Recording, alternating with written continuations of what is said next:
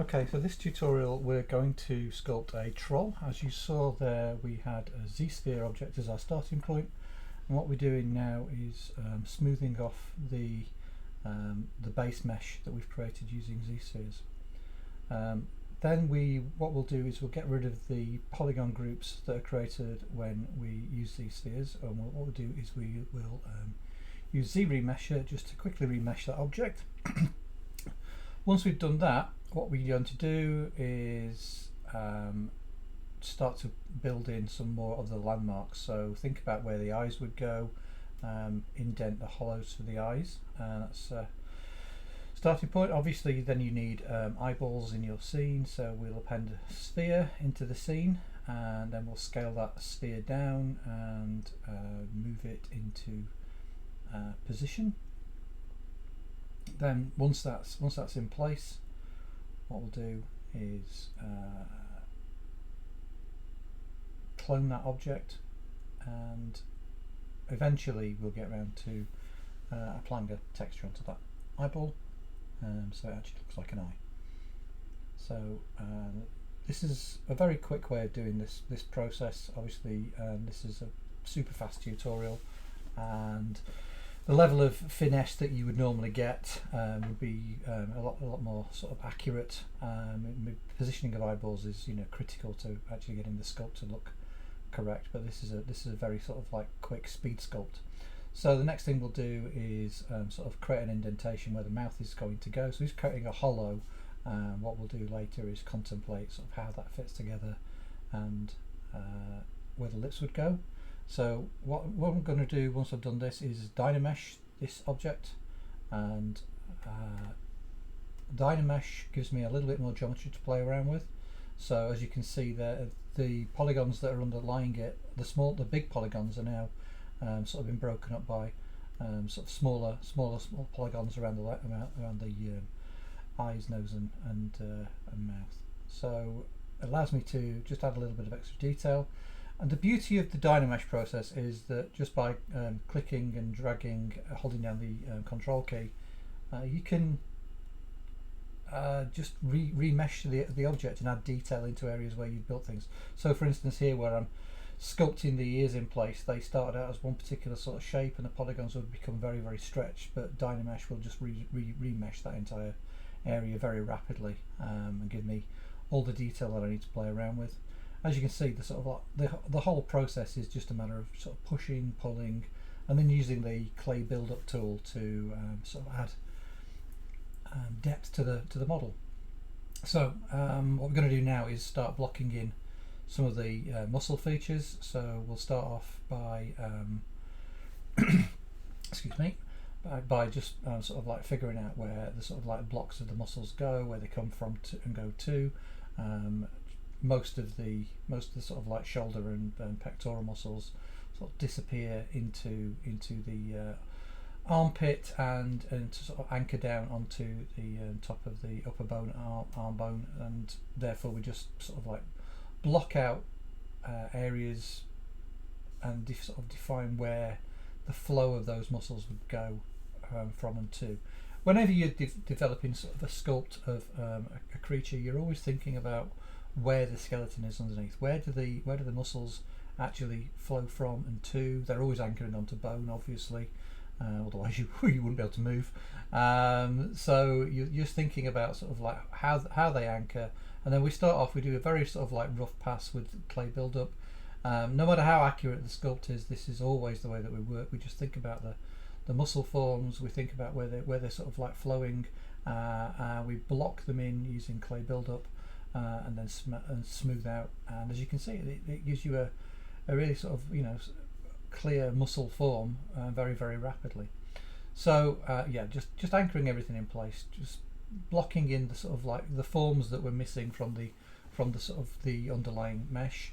Adding things like knuckles, contemplating where the sort of indentations in the forearm would go, and then you can always. This is a very fluid process. You can keep adding and taking away, and just looking at your overall form.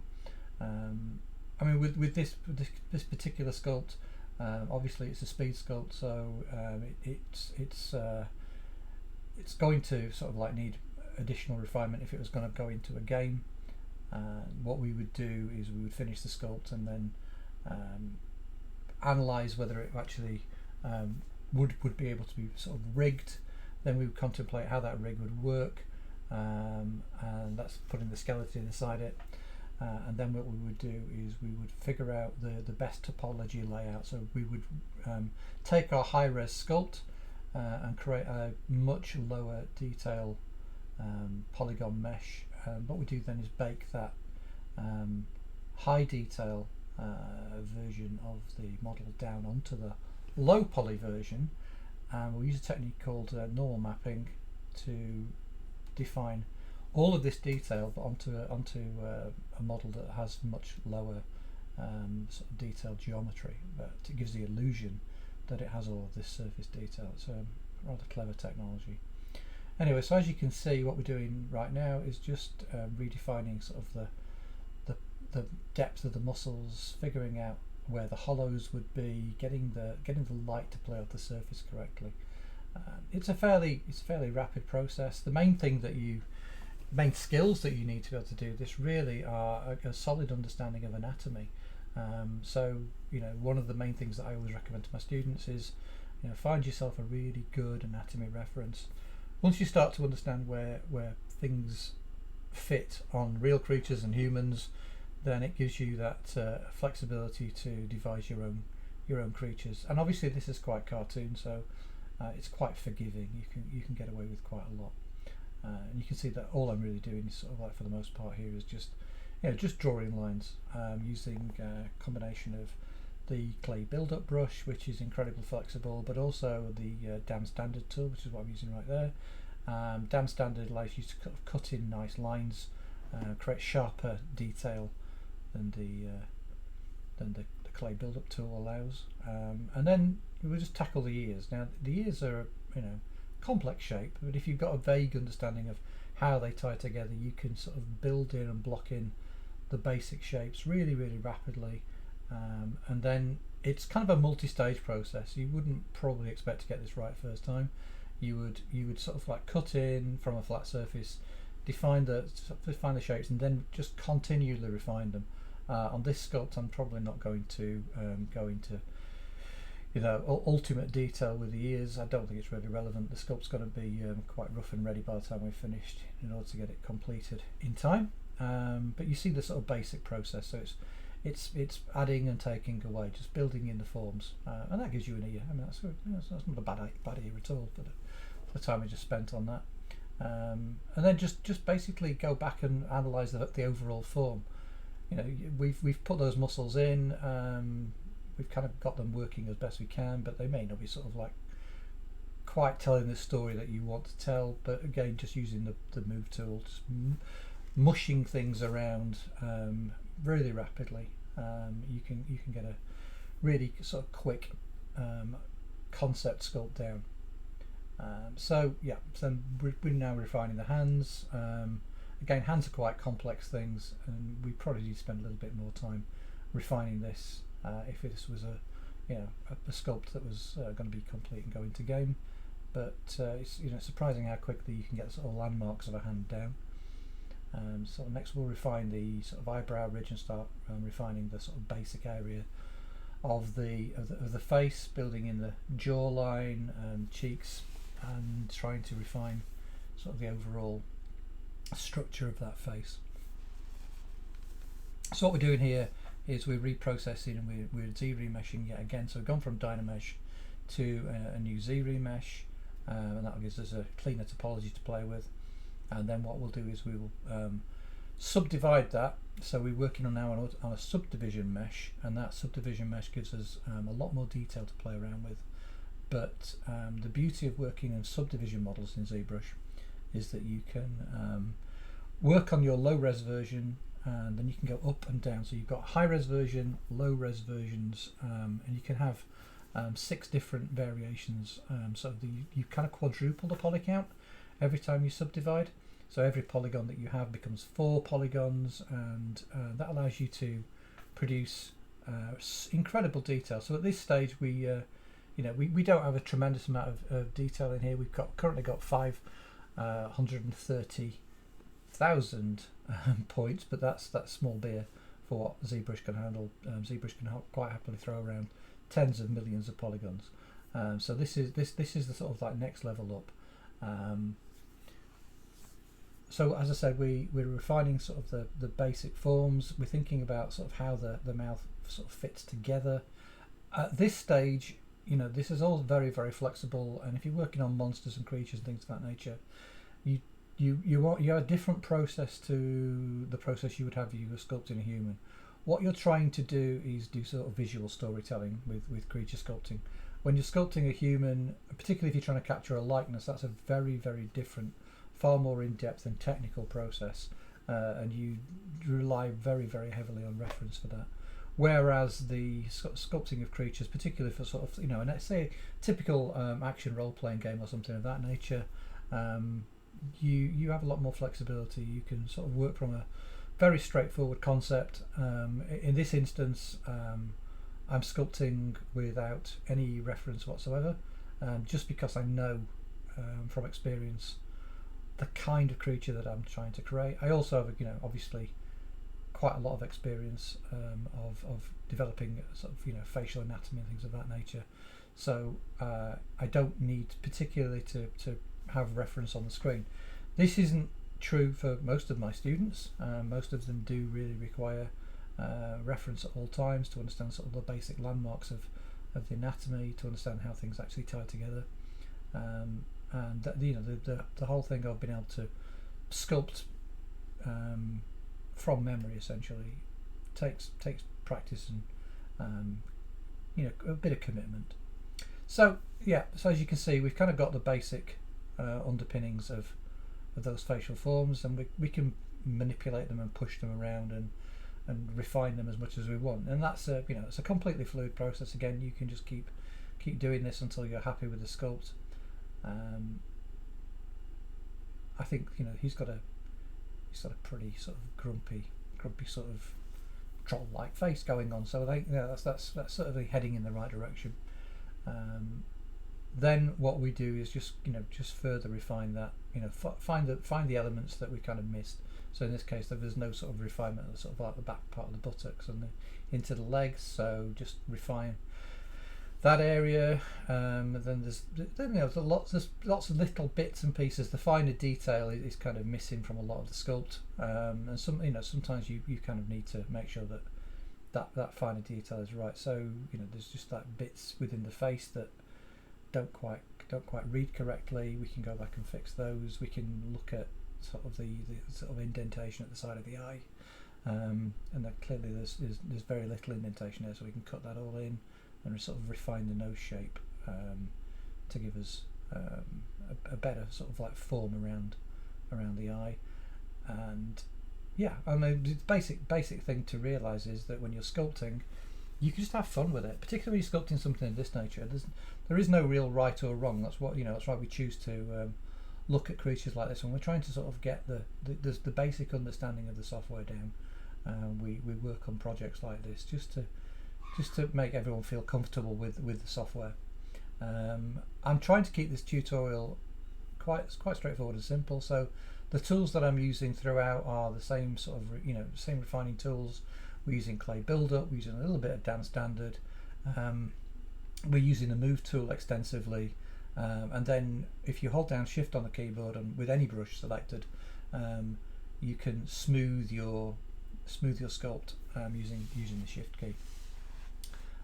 So just pushing, pulling, just rotating around the model, having a good look at the way that it ties together, and again, just to sort of make the point again, you can put as much time or as little time into these things as you want. If you're just trying to get sort of like a block out done, you might sort of sculpt for 10-20 minutes. If you're trying to create a game ready character, then realistically you're probably going to put maybe a full week's worth of work into something like that.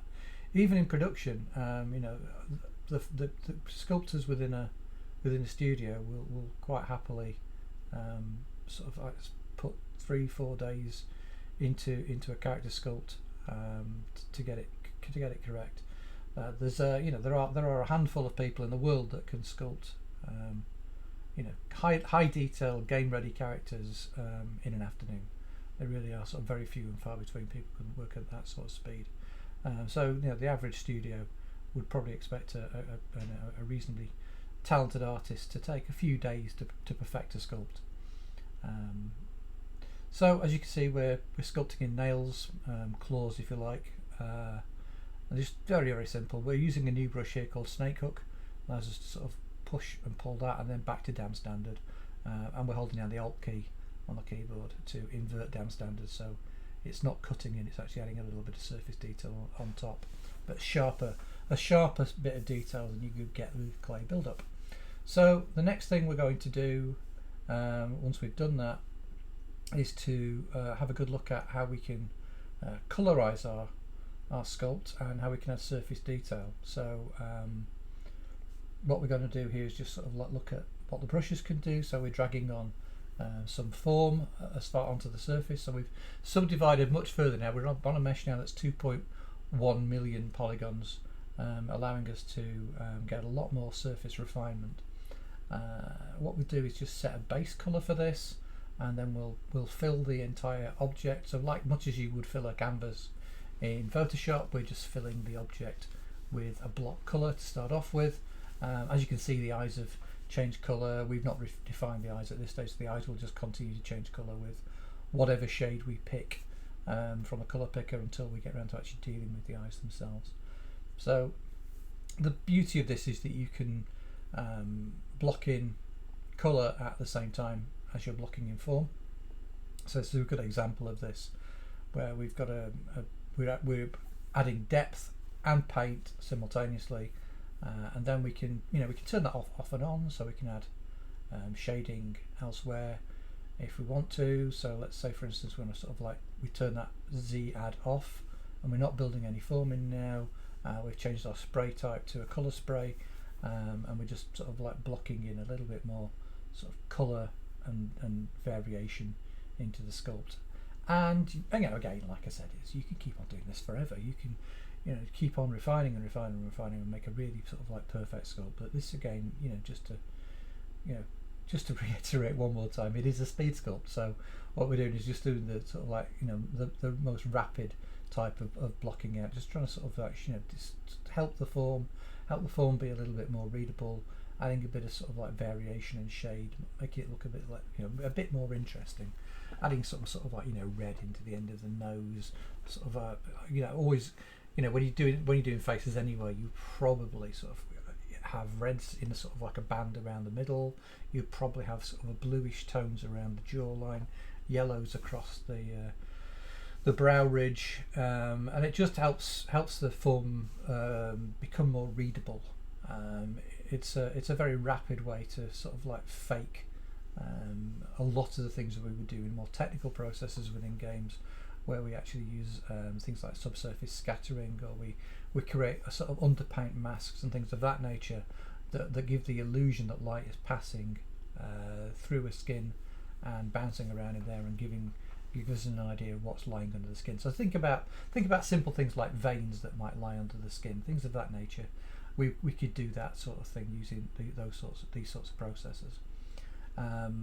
But of course, the thing that you probably should be aware of is that if you're working on AAA titles nowadays using something like the Unreal Engine, then realistically you can sort of create very, very realistic looking skin. The shaders that are built into the Unreal Engine for creating skin are amazing.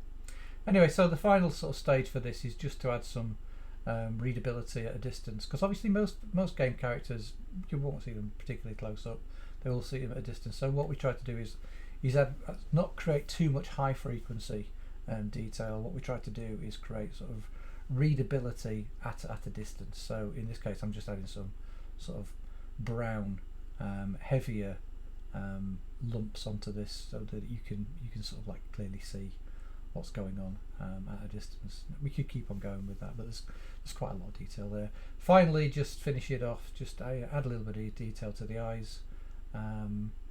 The eyes themselves are pretty low detail at this stage, so if we draw on there, you'll see that get sort of like low detail paint. There we go. So what we need to do is subdivide that surface down a few times, and you get a much higher detail paint surface to work on. And just this is just a incredibly quick block out. Normally you would work from a refined texture, but this is just super quick just to get the basic form of that eye down. And I'm just using lots of circles that I'm just drawing on top of each other essentially. But that's it. That's a quick way to draw an eye if you ever need to. Quickest way I know to draw an eye anyway. And to save time, rather than drawing it on the other one, just duplicate it and delete the original. So this is a bit boss-eyed. Probably spend a bit more time sort of refining the overall sort of posing of the eye. But yeah, there we go. So that's a troll in around 20 minutes.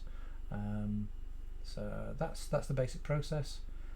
If you want to learn more, we do open days, taster days, all sorts of bits and pieces that you can get involved in, and we'll sort of demonstrate techniques like this to you. And of course, you could come and spend a little bit more time with us. You know how. Right. So the final part of this process is we just tidy up a little bit, and then we will run a quick render pass over this. So what we have in the software is a built-in sort of high detail renderer that will just run a little lighting pass over that and just give us an impression of where our light and shadow is falling. But that's that. Thanks for watching.